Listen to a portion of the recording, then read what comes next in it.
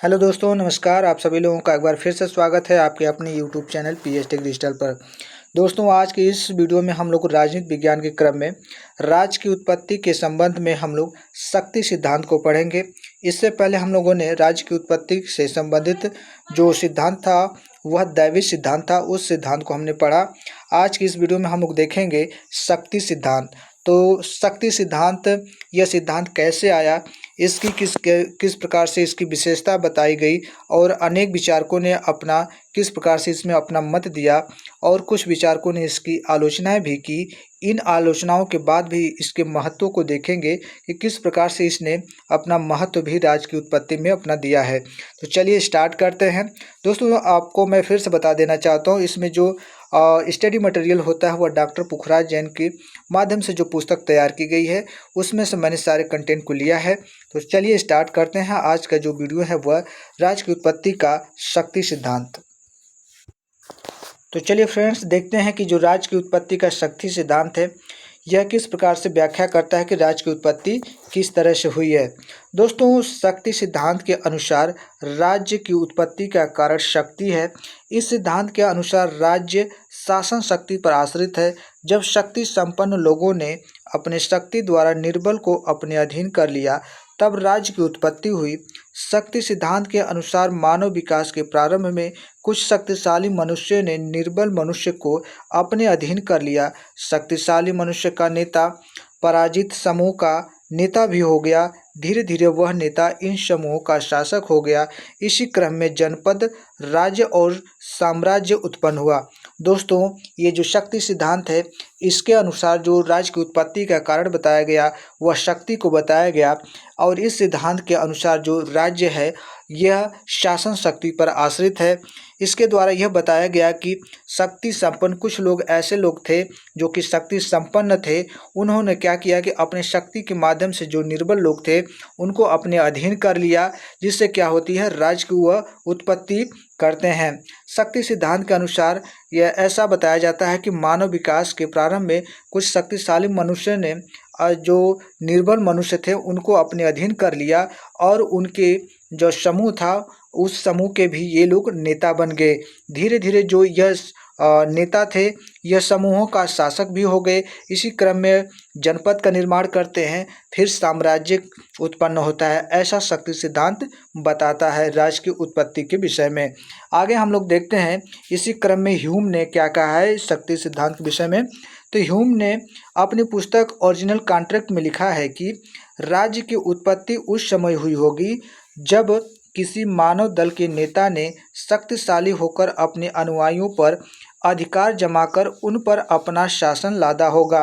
दोस्तों, ह्यूम एक राजनीतिक विचारक हैं जिन्होंने उनकी एक पुस्तक थी ओरिजिनल कॉन्ट्रैक्ट। यह पुस्तक पूछी जाती है, इसे आप लोग नोट कर लें, ठीक है। तो ओरिजिनल कॉन्ट्रैक्ट ह्यूम की पुस्तक है।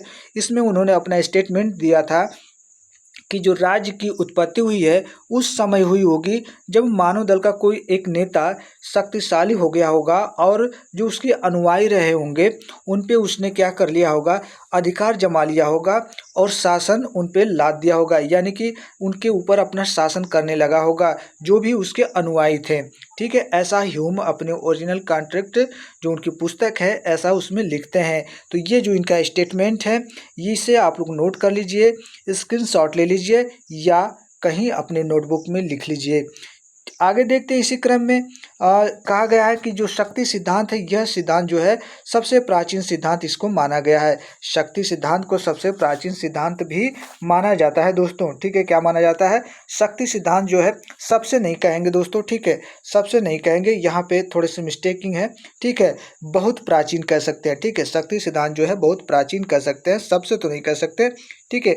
तो यह जो सिद्धांत है बहुत ही प्राचीन सिद्धांत है। प्लेटो अपनी उनकी एक पुस्तक है जिसके विषय में आप लोग जानते हैं कि कौन फेमस पुस्तक है, रिपब्लिक है।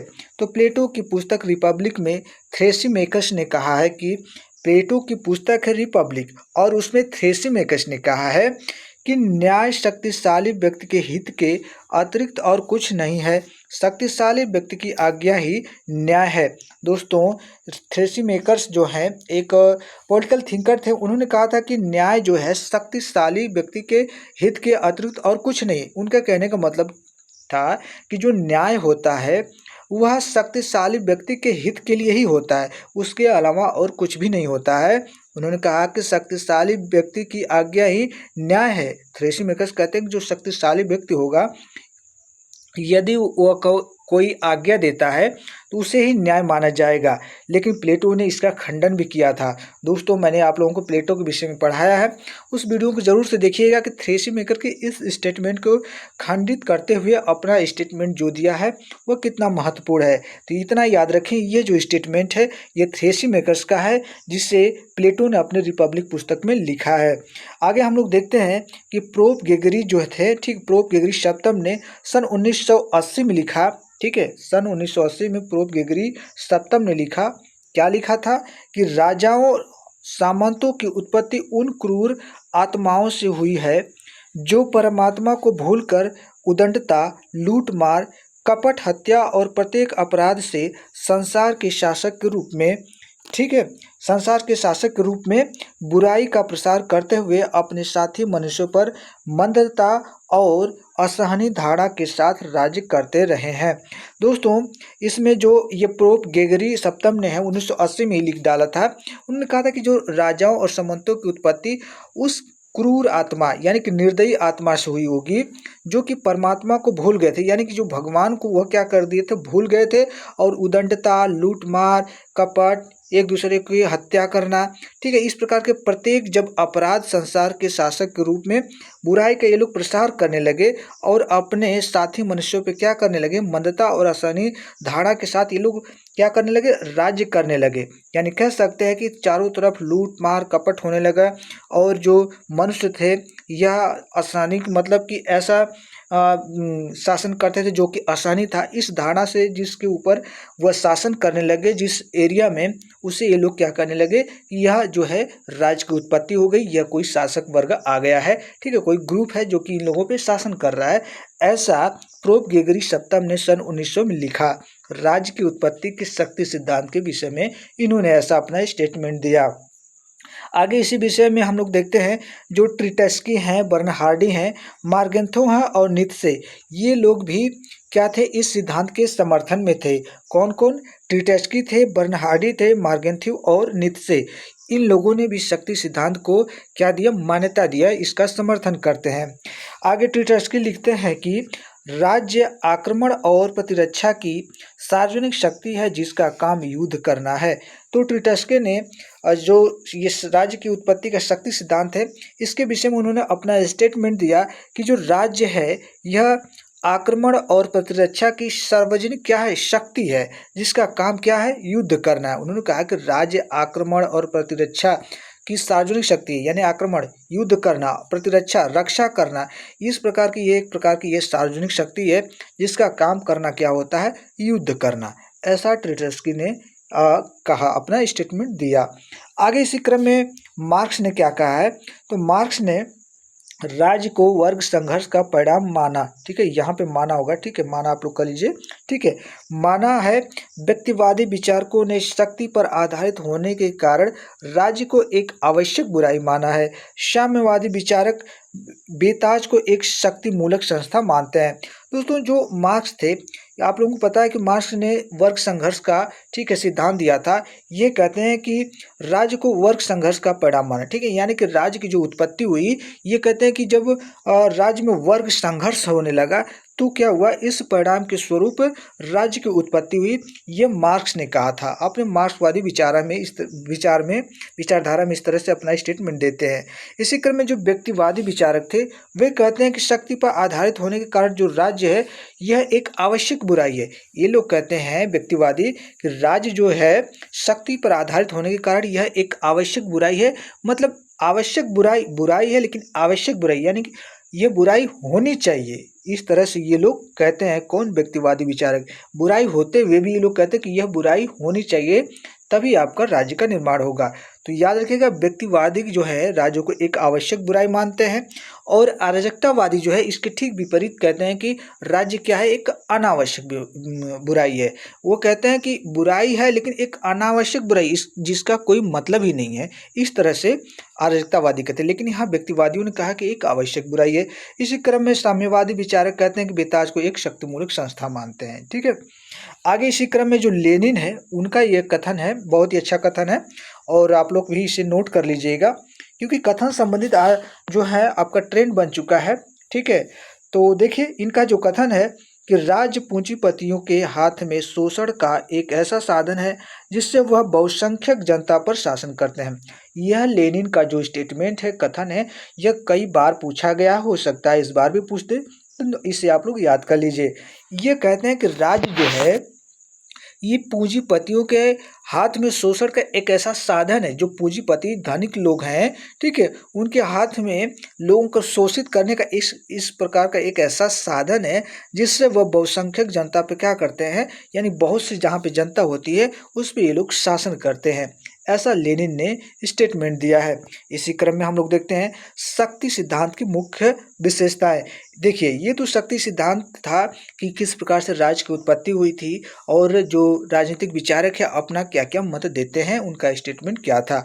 अब देखते हैं इसकी जो मुख्य विशेषताएं हैं इस सिद्धांत की, वह कौन कौन सी है। तो सबसे पहले जो इसकी विशेषता है, राज्य की उत्पत्ति शक्ति से हुई है। जब समाज का शक्तिशाली व्यक्तियों ने निर्धनों को अपने अधीन कर लिया तब राज्य अस्तित्व में आया। यानी कि जो ये राज्य है इसकी उत्पत्ति ये लोग कहते हैं कि शक्ति से हुई है, और कहते हैं कि कब हुई, जब समाज का कोई ऐसा शक्तिशाली व्यक्ति ने क्या किया, निर्धनों को, जो गरीब व्यक्ति थे उनको अपने अधीन कर लिया, ठीक है, अपने अंडर में ले लिया और क्या किया, तब जाके कहते हैं कि ये राज्य अस्तित्व में आया है। ऐसा शक्ति सिद्धांत की पहली विशेषता है। ठीक है, दूसरा हम लोग देखते हैं कि इसी क्रम में जो लिकाक महोदय हैं क्या कहते हैं, तो लिकाक जो है इन्होंने कहा था, अपना स्टेटमेंट दिया था कि राज्य का जन्म मनुष्यों द्वारा मनुष्यों को दास बनाने तथा निर्बल कबीले पर बलशाली कबीले की विजय द्वारा हुआ। दोस्तों लीकाक जो है, लीकाक जो है ये स्टेटमेंट देते, कहते हैं कि राज्य का जन्म मनुष्यों द्वारा मनुष्य को दास बनाने के लिए हुआ। कि इनके कहने का मतलब था कि जो राज्य है इसका जो जन्म हुआ मनुष्य के द्वारा मनुष्य को अपना दास बनाने के लिए, यानी कि अपना एक तरह से कह सकते हैं गुलाम बनाने के लिए। ठीक है, और कहा इन्होंने कि निर्बल कबीले पे, जो कबीले ऐसे थे, जो कबीले कह सकते हैं कि एक तरह से इनका कोई ग्रुप रहा होगा, ठीक है, कबीला रहा होगा, ठीक है, जहाँ पे लोग रहते रहे होंगे, कोई ऐसा कबीला जो निर्बल कबीला था उस पे बलशाली कबीले ने क्या कर लिया, विजय प्राप्त कर लिया। उनको डरा के धमका के जिस तरह से भी इन्होंने क्या किया, उसे अपने अधीन कर लिया और उस पे विजय प्राप्त करके राज्य की उत्पत्ति करते हैं। ऐसा लिकाक महोदय कहते हैं। आगे इसी क्रम में हम लोग देखते हैं दूसरा इसका जो विशेषता है, तो देखिए दूसरे में कहा गया कि राज्य का आधार शक्ति है, आज भी राज्य में शक्ति के लिए संघर्ष चलता रहता है। देखिए इसकी जो दूसरी विशेषता है, ठीक है, वह क्या है कि इसका जो आधार है शक्ति है, जैसा कि हमने आगे भी देखा, और राज्य जो है आज भी क्या करते हैं, शक्ति के लिए संघर्ष इनके बीच में चलता रहता है। हमेशा देखेंगे कि जो एक दूसरे के लिए क्या करते हैं, ठीक है, जो शक्ति है उसे अपने अधिकार में लेने के लिए अपने अंदर जो है एक दूसरे से लोग क्या करते हैं, संघर्ष करते रहते हैं। इसी क्रम में जो ब्लंसली महोदय हैं वह कहते हैं, अपना स्टेटमेंट देते हैं कि बिना शक्ति के न तो कोई राज्य उत्पन्न होता है और ना ही वह अस्थाई रह सकता है। सॉरी, यहाँ पे अस्थाई होगा, ठीक है। तो ये कहते हैं कि बिना शक्ति के न तो कोई राज्य उत्पन्न होता है और ना ही कोई जो अस्थाई रह सकता है। यानी कि इनका कहने का मतलब सीधा सीधा है कि जहाँ पे कोई शक्ति ही नहीं हो, ठीक है, वहाँ पे कोई राज्य उत्पन्न हो ही नहीं सकता है और ना ही वहाँ पे कोई अस्थाई रह सकता है, यानी अस्थाई नहीं रह सकता है। शक्ति नहीं होगी तो अस्थाई नहीं रह सकता है, ऐसा ब्लंसली कहते हैं। आगे हम लोग देखते हैं तीसरी इसकी जो विशेषता है, तीसरी विशेषता इसकी है कि यह सिद्धांत जिसकी लाठी उसकी भैंस, ठीक है, जिसकी लाठी उसकी भैंस के सिद्धांत पे आधारित है, यह राज्य के अधिकारों को न्यायोचित ठहराता है। यानी कि जो तीसरा पॉइंट है यह कहता है कि भाई जब इस शक्ति सिद्धांत वाली बात है, जब जो बलशाली व्यक्ति होगा किसी निर्बल व्यक्ति पे अधिकार करेगा यानी शक्तियों का प्रयोग करेगा, तो सीधी सी बात यहाँ पे ये आ जाती है कि भाई जिसकी लाठी उसकी भैंस, यानी आपके अंदर ताकत है तो आपके पास सब कुछ है। तो ये सिद्धांत इसी पर आधारित हो जाता है कि जिसकी लाठी उसकी भैंस पर। ठीक है, आगे इसी क्रम में हम लोग देखते हैं अब कि ये जो शक्ति सिद्धांत है, अब तक हमने क्या देखा कि इसकी उत्पत्ति कैसे हुई, विचारकों ने अपना क्या क्या मत दिया इस उत्पत्ति के संबंध में, इसकी विशेषताओं को हमने देखा। अब इसकी आलोचना देखते हैं। ठीक है, क्या देखेंगे, आलोचना देखते हैं। तो आलोचना के क्रम में हम लोग देखेंगे क्या। ठीक है, तो सबसे पहली आलोचना हम लोग देखते हैं। तो सबसे पहले जो इसकी आलोचना है, राज्य की उत्पत्ति शक्ति से ही संभव नहीं। ठीक है, पहली आलोचना क्या है, जो राजनीतिक विचारक है वह कहते हैं कि राज्य की उत्पत्ति शक्ति से ही संभव नहीं। उनका कहना है कि भाई राज्य की उत्पत्ति जो है केवल शक्ति से संभव ही नहीं हो सकती है। क्या कहते हैं वे लोग, कहते हैं कि राज्य की उत्पत्ति केवल शक्ति से ही नहीं हुई है और ना ही शक्ति का राज्य का एकमात्र तत्व है। राज्य की उत्पत्ति में रक्त संबंध, धार्मिक एकता, आर्थिक एकता तथा राजनीतिक चेतना भी महत्वपूर्ण योगदान दिया है। तो ये स्वाभाविक सी बात है, यहाँ पे तो एकदम तर्क जो इन लोगों ने दिया है बिल्कुल सही दिया है कि जो राज्य की उत्पत्ति है केवल शक्ति से नहीं हो सकती है। इनका कहना का मतलब है कि जो यह शक्ति सिद्धांत देते हैं, यह एक राज्य का केवल एकमात्र तत्व मान सकते हैं। किस प्रकार से, कि राज्य में शक्ति होनी चाहिए। ठीक है, क्योंकि यदि शक्ति नहीं होगी तो लोगों पे आप नियंत्रण नहीं रख सकते हैं, जनता पे आप जनता को नियंत्रित नहीं कर सकते हैं। ठीक है, जनता में अफरा तफरी का माहौल रहेगा, एक दूसरे से लड़ेंगे, तो आप उसके लिए यदि कठोर दंड की व्यवस्था नहीं करेंगे, ठीक है, शक्ति से आप काम नहीं लेंगे, ठीक है, तो हो सकता है कि उस राज्य में क्या हो जाए, अराजकता उत्पन्न हो जाए। लेकिन यह क्या है, एक केवल तत्व है राज्य का, ये कहते हैं। इससे पूरी नहीं कह सकते कि राज्य का, ठीक है, राज्य इससे अस्तित्व में आया होगा। ठीक है, और कहते क्या है कि इसमें क्या क्या होना चाहिए। तो चूंकि इन्होंने बताया कि राज्य की उत्पत्ति में आपका जो है रक्त संबंध भी होता है। रक्त संबंध का मतलब कि आपका, ठीक है, आप हो गए, आपका फिर पीढ़ी दर इस तरह से, ठीक है, वंशानुगत बढ़ना चाहिए जनसंख्या।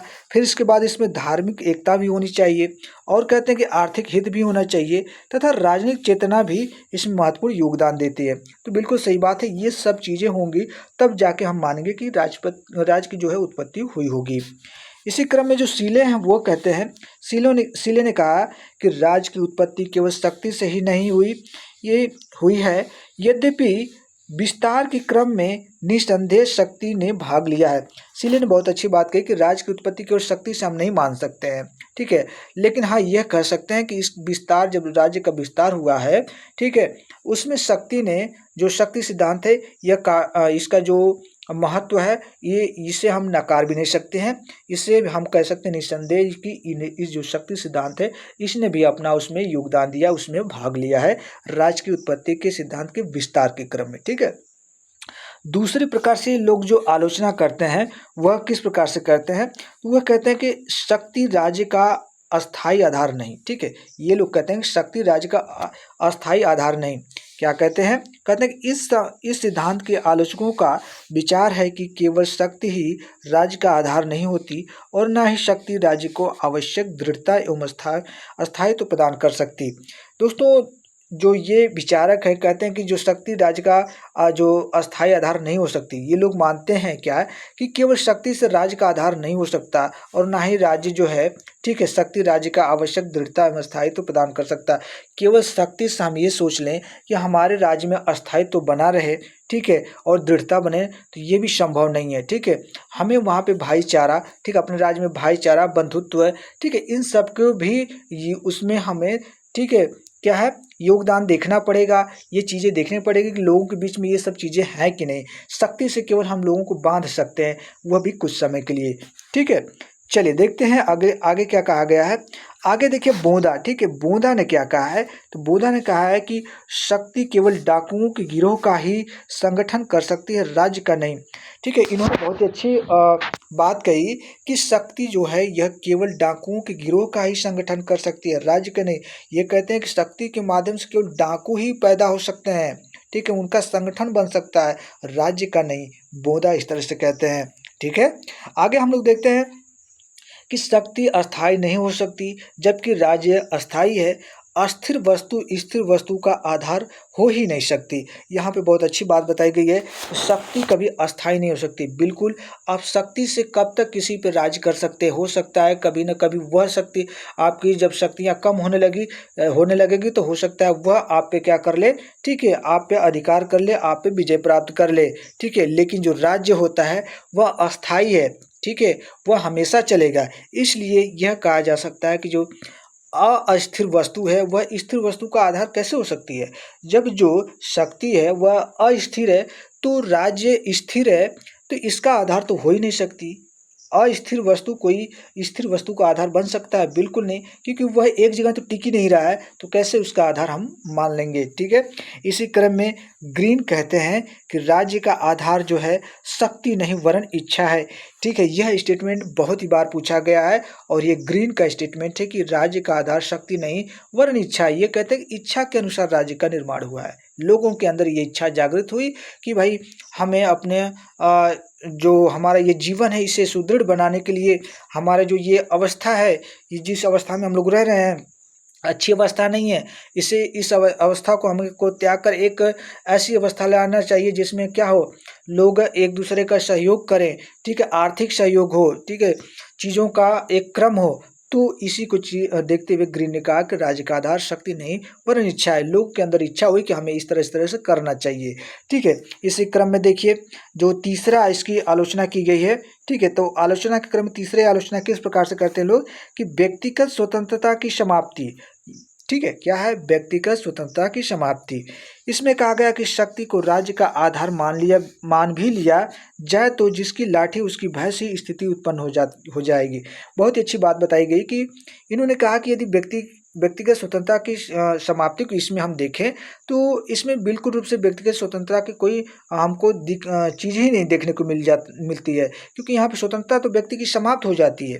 किस प्रकार से ये लोग कहते हैं कि यदि हम शक्ति को राज्य का आधार मान लें तो भाई जिसकी लाठी उसकी भैंस वाली बात आ जाएगी। जो बलशाली होगा, शक्तिशाली होगा, वही राज्य करेगा। तो भाई दूसरे व्यक्ति की स्वतंत्रता तो आपने खत्म कर दी, ठीक है। जो आपका सामने वाला व्यक्ति है उसकी भी तो स्वतंत्रता है, वह भी तो चाहेगा कुछ करने के लिए, तो उसकी स्वतंत्रता को आपने खत्म कर दिया क्योंकि आपने उस पर, ठीक है, शक्तिपूर्वक क्या किया है, ठीक है, उसको उसके ऊपर विजय प्राप्त करके आप शासन कर रहे हैं, ठीक है। तो इसी को देखते हुए कहा गया कि व्यक्तिगत स्वतंत्रता यहाँ पे नहीं है, समाप्त हो गई है।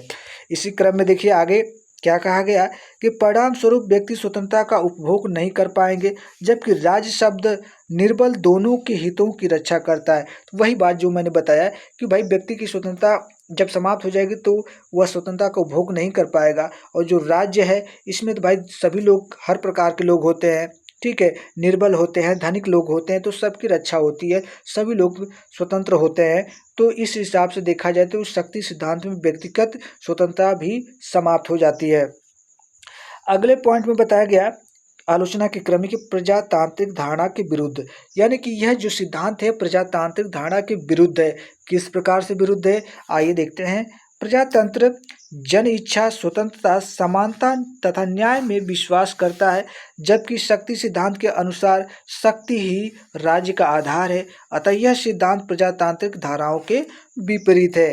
तो बहुत अच्छी बात यहाँ भी बताई गई कि प्रजातंत्र जो है यह जन इच्छा, स्वतंत्रता, समानता तथा न्याय में विश्वास करता है, ठीक है। क्या करता है कि लोगों की इच्छाओं में विश्वास करता है, उनकी स्वतंत्रताओं में विश्वास करता है, लोगों में समानता की बात करता है, ठीक है, न्याय की बात करता है। लेकिन शक्ति सिद्धांत के अनुसार जो है ये शक्ति ही केवल राज्य का आधार माना गया है। इसलिए जो सिद्धांत है प्रजातांत्रिक धाराओं के क्या है, उसके अनुकूल नहीं है बल्कि उसके विपरीत है, ठीक है, ऐसा विचारक कहें, ठीक है, आलोचना करते हुए।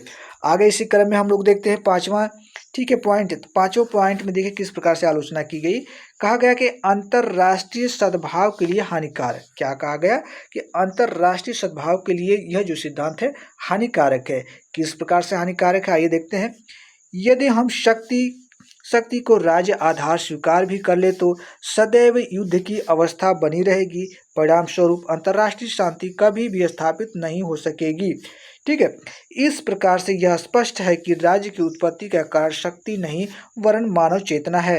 दोस्तों यदि हम यह मान लें कि शक्ति का आधार राज्य है, इसमें यह बताया गया यदि हम मान ले तो कि शक्ति का आधार जो है वह क्या है, राज्य का आधार शक्ति है, तो वो हमेशा क्या बना स्थिति उत्पन्न होगी समाज में, तो उस राज्य में हमेशा स्थिति जो बनेगी वह एक युद्ध की स्थिति बन जाएगी।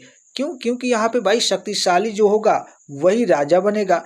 तो हर कोई चाहेगा कि हम शक्तिशाली बन जाए, हम राजा बन जाए। तो क्या होगा, वहाँ पे एक दूसरे से लड़ाई होगी, झगड़ा होगा, यानी कि युद्ध की स्थिति हमेशा वहाँ पे बनी रहेगी।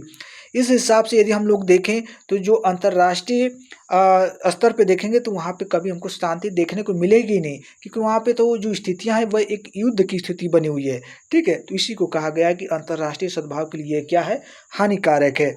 ठीक है, इसी के देखते हुए कहा गया कि जो शक्ति है यह शक्ति नहीं, जो राज्य की उत्पत्ति के क्रम में हम लोग देखे जाएं तो शक्ति नहीं बल्कि क्या है, मानव चेतना है या उसकी इच्छा है।